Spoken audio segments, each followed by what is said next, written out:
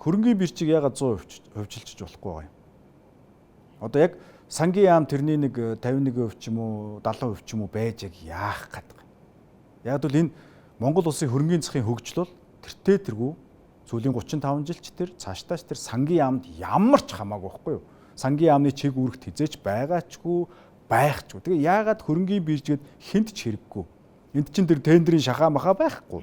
Нөгөө тэр эрдэнэт шиг нь тийм юм юу ч байхгүй юм хоосон газар шүү.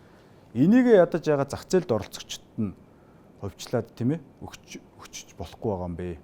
Тэ одоо тэр хамгийн их арилжаа хийдэг ч юм уу те тэр хөрөнгийн зах дээр хамгийн их ордог хүмүүс нь тэгэл шудраг үнэлгээгээр л аавна үз.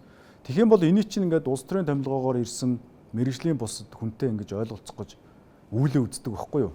Тэгжсэнээс зүгээр сайхан дундаасаа CEO могоо тавиад ингээд хөрөнгийн засгаа хувийн хвшил хөгжүүлээд явчих бүрэн боломж нэг байхгүй юу. Бүх боломж олцсон гэж.